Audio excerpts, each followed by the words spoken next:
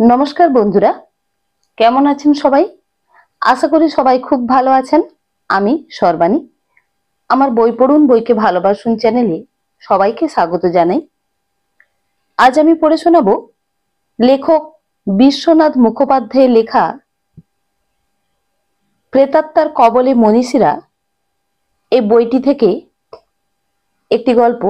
কলকাতার মেডিকেল হাসপাতালেও প্রেতাত্মার মুখোমুখি হন ডাক্তার সেন।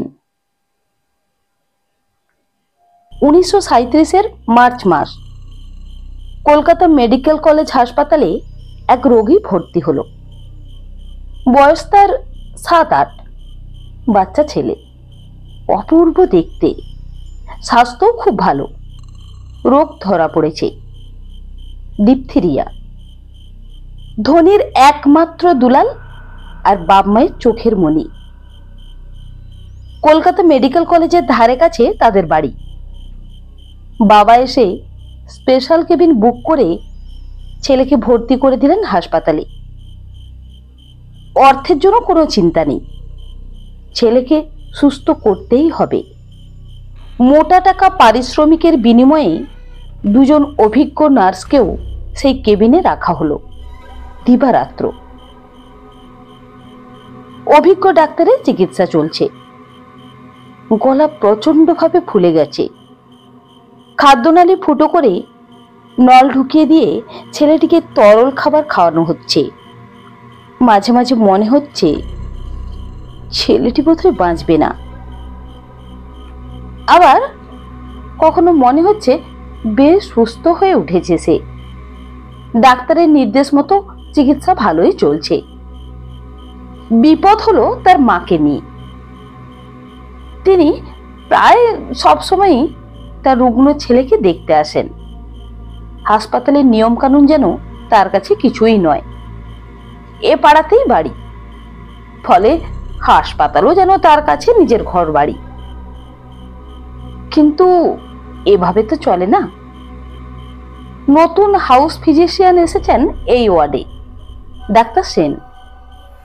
হাসপাতালের শৃঙ্খলা রক্ষায় বদ্ধপরিকর। তিনি একদিন দোতলার সিঁড়ির দারোয়ানকে ডেকে বললেন, এসব চলবে না, ভদ্রমহিলাকে বলে দিও হাসপাতালের নিয়ম অনুযায়ী ঠিক সময় মতো তার ছেলেকে দেখে যেতে। ও অন্য সময় অ্যালাউ করবে না।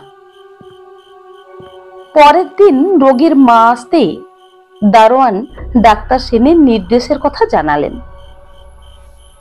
বলল, আপনি আর অসময়ে আসতে পারবেন না এখানে। বিস্মিত মা জিজ্ঞেস করলেন, ডাক্তার সেন এখন কোথায়? তার কাছে যাব।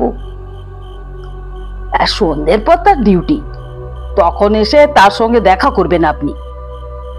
সাপ জবাব দারোয়ানের। সেই দিনই ঠিক সন্ধ্যের পরে এলেন রোগীর মা। দেখা করলেন ডাক্তার সেনের সঙ্গে। দুটি হাত জড়ো করে তিনি ডাক্তার সেনকে অনুনয় করলেন, ডাক্তারবাবু, আমার একমাত্র পুত্র আজ সেই মরণ শয্যায়, যাকে এক মুহূর্ত না দেখে থাকতে পারি না। তার কাছে আসার অনুমতি না দিয়ে বাঁচব না। মায়ের চোখ জলে ভরা। ডাক্তার সেন অসুবিধায় পড়লেন। সবে মাত্র ডাক্তারি পাশ করে মেডিকেল কলেজ হাসপাতালে হাউস ফিজিশিয়ান রূপে বদলি হয়েছেন। মানবিক দিকগুলি তখনও তার পুরোপুরি ভোঁতা হয়ে যায়নি। একদিকে স্নেহাতুর মায়ের চোখের জল, অন্যদিকে হাসপাতালের নিয়ম কানুন। বেশ বিপদেই পড়লেন তিনি। এর আগে তার মনে হয়েছিল দারোয়ান বুঝি কিছু টাকা পয়সা ঘুষ নিয়ে অসময়ে ভদ্রমহিলাকে উপরে উঠতে দিত, কিন্তু না। আজ তার মনে হলো স্নেহময়ী জননীর বুকের ব্যথা উপলব্ধি করেই দারোয়ানরা তাকে উপরে উঠতে দিত সময়ে অসময়ে।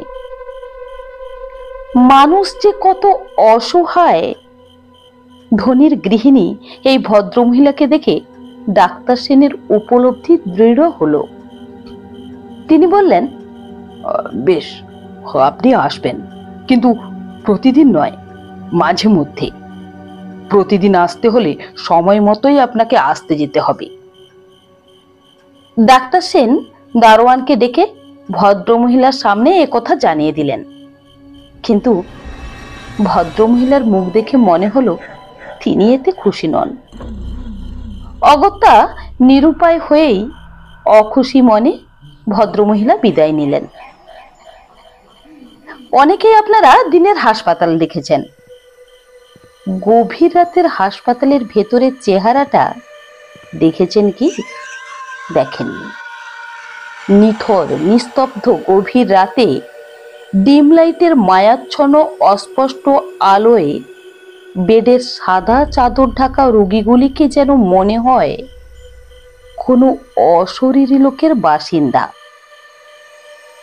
কোনো বেড থেকে উঠছে রোগীর যন্ত্রণাকাতর অস্পষ্ট আর্তনাদ।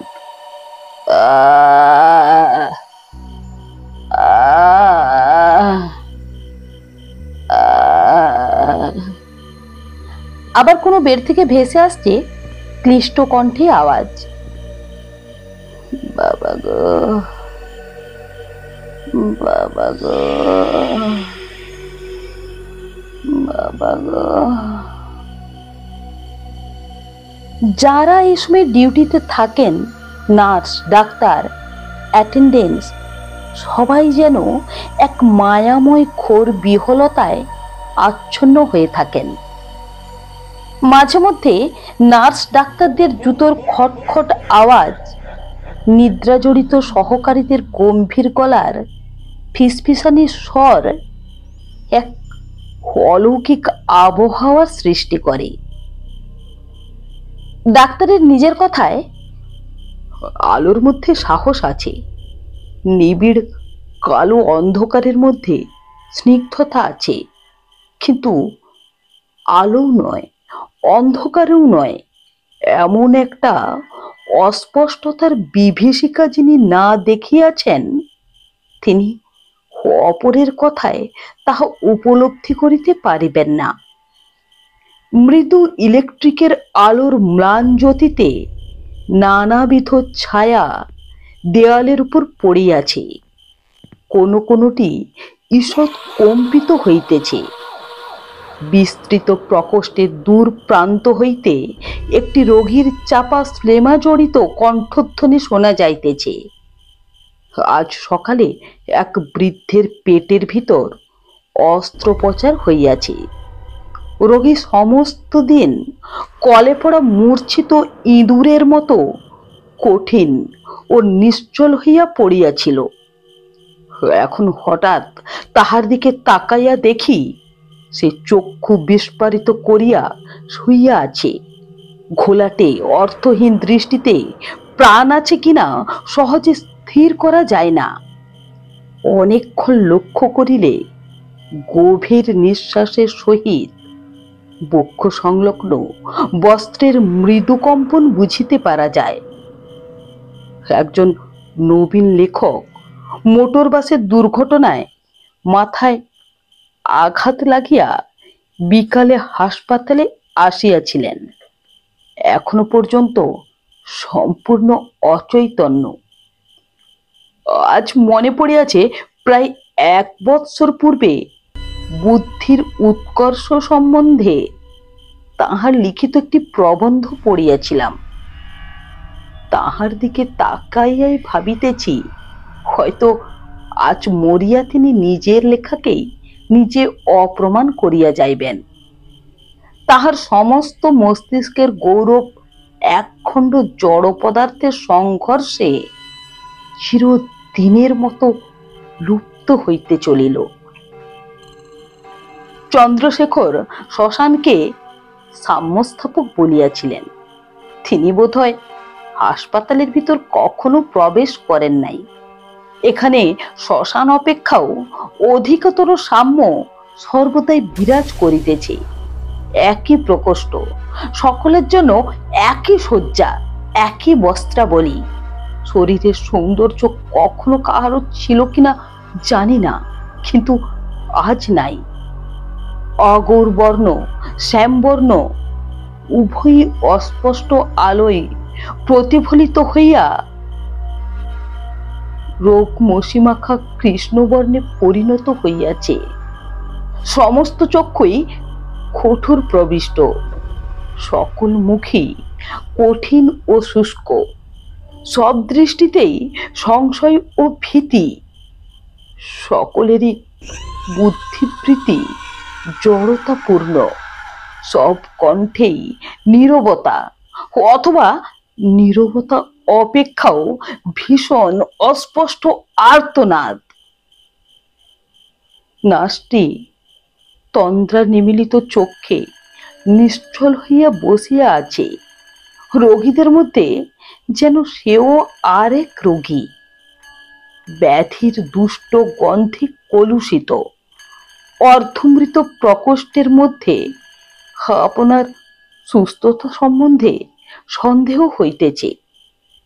আমার চোখে ঘুম নাই, চঞ্চল মন, সুখ দুঃখ জীবন মৃত্যু নানাবিধ চিন্তায় ভিতর দিয়া হু হু করিয়া ছুটিয়া চলিয়াছে।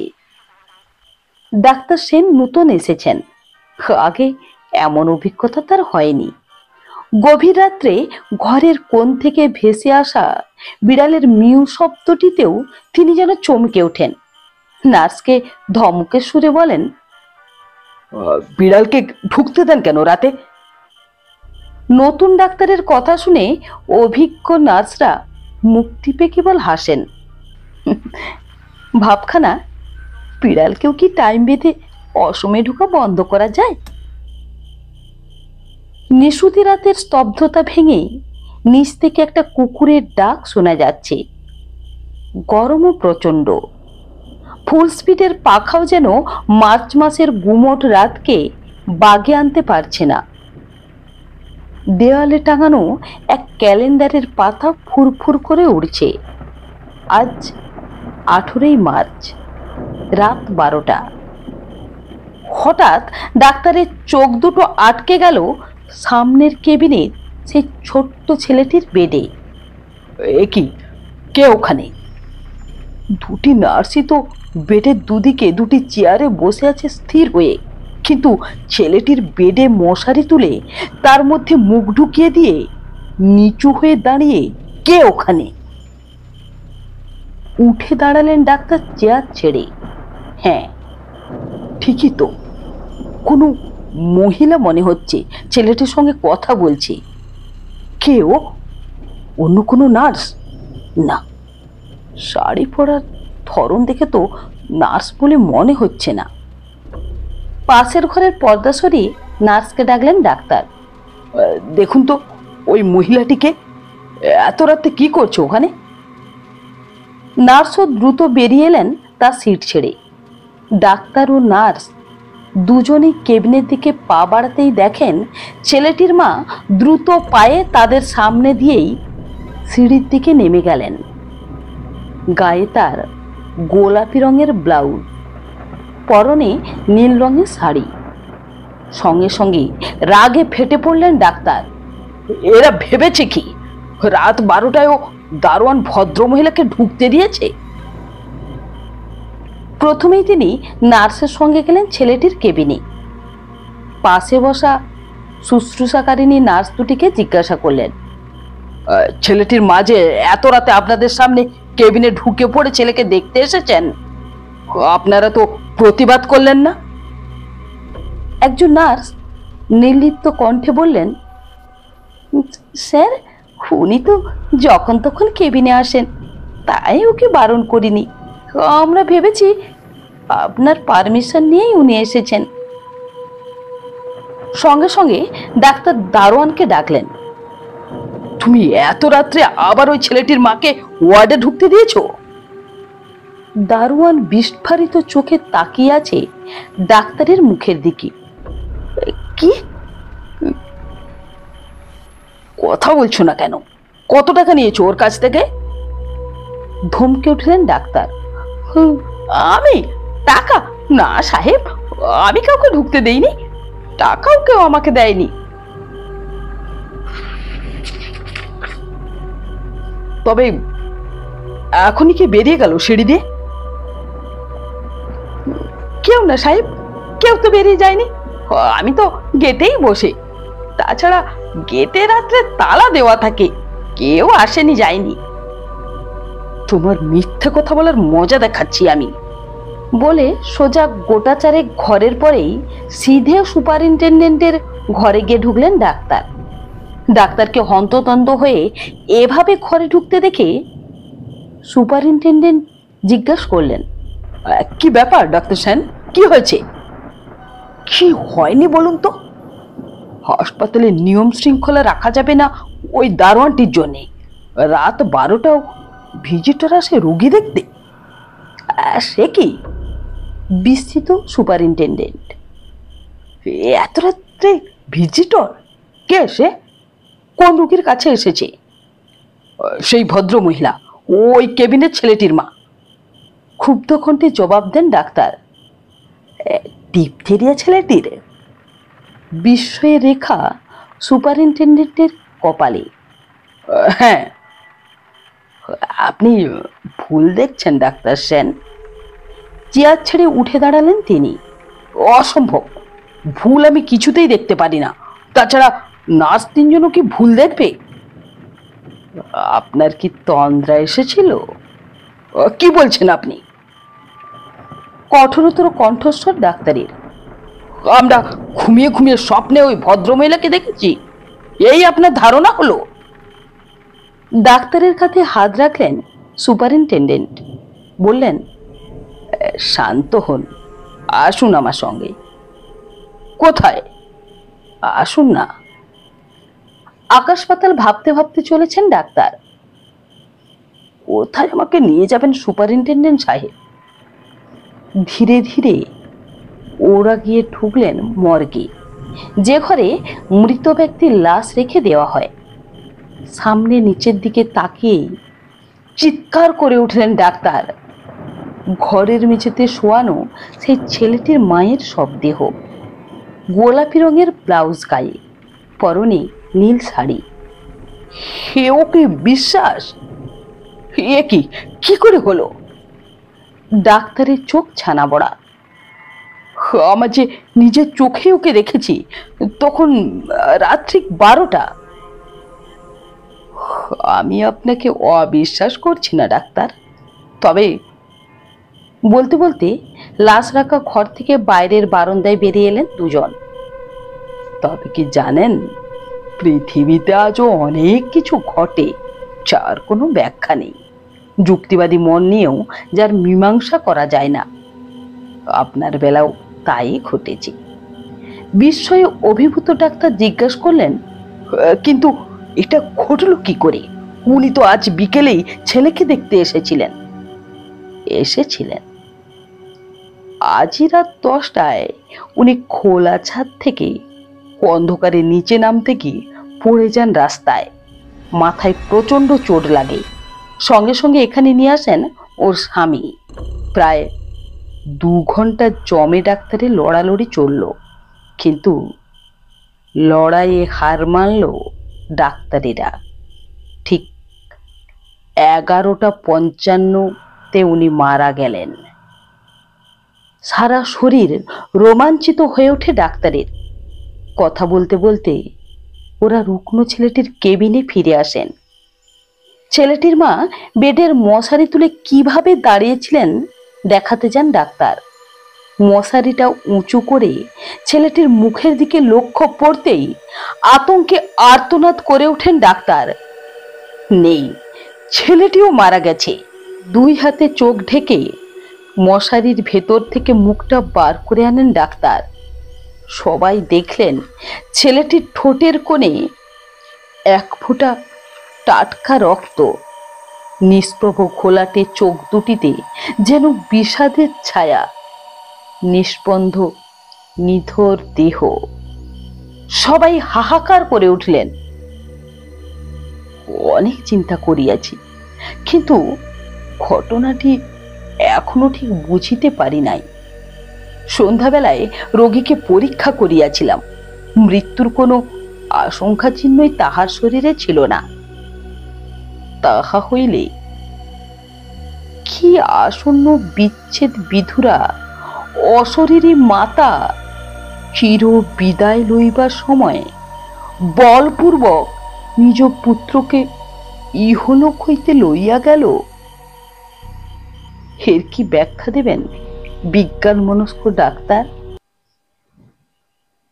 বন্ধুরা, আমার এই গল্প পাঠ যদি আপনাদের ভালো লেগে থাকে তাহলে আমার গল্পটিতে একটি লাইক দিয়ে আমার চ্যানেলটি সাবস্ক্রাইব করে আমার সঙ্গে থাকার অনুরোধ রইল। নমস্কার।